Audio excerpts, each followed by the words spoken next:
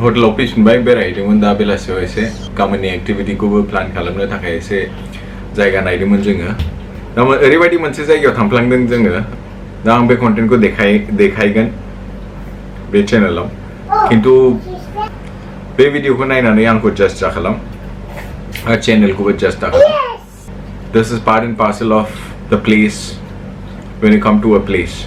so मोजांबो थायो गाज्रिबो थायो दा बे जाहैबाय एसे गाज्रि साइडआव नोंथांमोना मोजांबो मोननो हागौ गाज्रिबो मोननो हागौ कन्टेन्टआ मोनसे जायगानि आरोखि जा बे जायगायाव थांदोंमोन बेखौ नोंथांमोना देखायनाय जासिगोन जुदि नोंथांमोना फेमिलिजों नायनो नागिरदोंबा आरो जुदि उन्दैफोर दङबा खाथियाव बे दस्रा भिडिअखौ सुइच खालामनो हायो नङाबा बे भिडिअखौ उनाव नायनो हागोन आरोखि नोंथांमोनहा बे पाटंआवनो बियो फुकेट पाटं बांला रोड होनो बांला रोडआव आं थांदोंमोन ओमफ्राय बेबायदि नुबोदों आरोखि बिनि बाद बाखिबो बिराद जानो लोंनो बिराद अपसन दङ बेखौ नोंथांमोनहा एक्सप्लर खालामनो हागोन आरो भिडिअखौ लाइट माइन्डेड हिसाबै नोंसोर लानानै नायदो आरोखि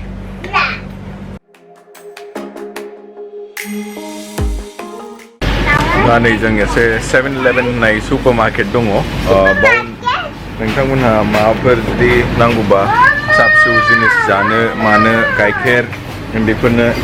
ब्रेड बेफोर जानोबा बाव फैनो हायो आरोखि बाव लाफैनो हायो नोंथांमोनहा दा जों नै नायगासिनो मा लानो हायो मा बायनो हायो उन्दैनि थाखाय दा नागिरगासिनो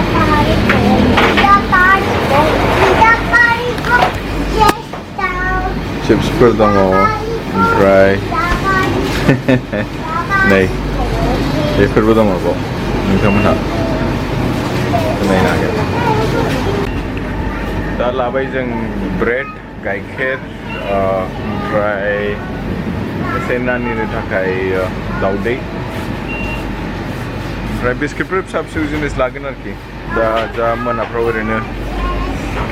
माबाफोर ओंखाम उखैबा एसे जानो हागोन आरोखि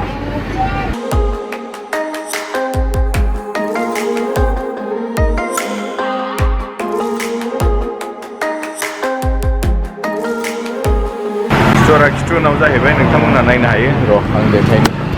बेनो जाहैबाय 7-11 माबाफोर फिसा फिसौ बुस्थु बायनोबा बे स्ट'राव नोंथांमोनहा फैनो हागौ आरो दा जों चेकिं खालामगासिनो गाबोन मा एक्टिभिटि खालामनो नोंथांमोनहा जुदि ट्राभेलजों फैयाखैबा बेफोरबायदि फिसा फिसा मोनसे टुरिस्ट स्पटफोर थायो आरोखि जेराव नोंथांमोनहा फैनानै चेक खालामनो हागोन मफाय बेरायनो हायो दा जुदि मेक माइ ट्रिप आरो जुदि दस्रा माबाफोरजों फैयोबा नोंथांमोनहा मा जायो नोंसोर एसे एडभान्सआव बांसिन फैसा पे खालामनानै फैनाय जायो आरोखि दा जुदि नोंसोर गावबागाव हटेल बुक खालामनानै गावबागाव टिकेट खालामनानै फैयोबा नोंसोरना पकेटाव एसे खम जागोन आरोखि खरसाफ्रा नोंसिना दा बेखायनो जों मा खालामदों जोंनो फ्लाइट टिकेट प्लास हटेल गासिबो जोंनो निजा खालामजोबदों आरोखि ओंखायनो जोंनाव बिराद खम गोलैदों दा बाव चेकिं खालामगासिनो लागोन दा 50 आइलेन्ड प्लास दस्रा जायगा जों फुकेटनि आसपास खाथियाव बहाय जों बेरायनो हागोन बेफोराव जों चेक खालामगासिनो आरोखि Sometimes people want. Actually, I'm not recommend like a small because but these people like Busan Mali. This is 1650. This is 1250. Ama? Jadi ngerti belasio apa? Jadi kalau gaya nalai, dah Bangla Road apa itu hari kita. Jalan, shopping, everything mungkin hari ini sir.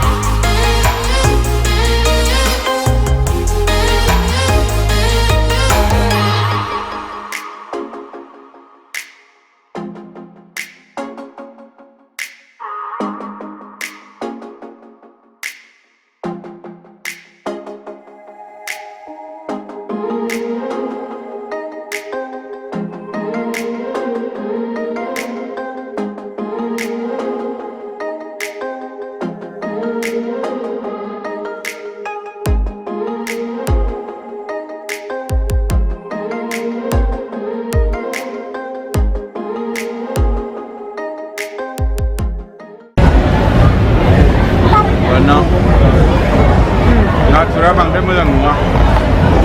Fried राइसफोरखौ जानो हायो आरोखि नोंथांमोना खिन्थु नाथुर बेफोरखौ बांद्राय मोजां मोनाखै आं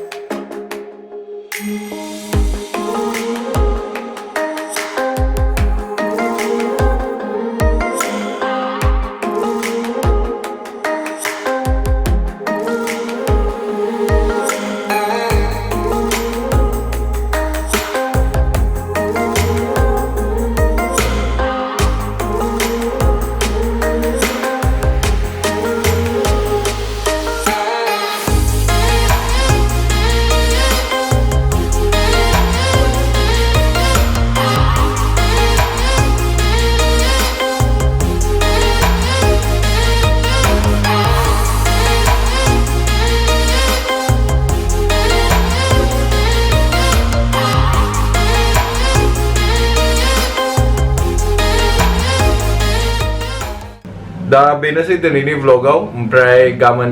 जों मा जायगायाव थाङो मा खालामो आरो बोरै बोरै नोंथांमोनहा जुदि बाव फैबाय बायोबा बाव थांनो हागोन बेफोरखौ नोंसिनो बे चेनेलाव आरो भिडिअजों जोङो देखायलांगोन आरोखि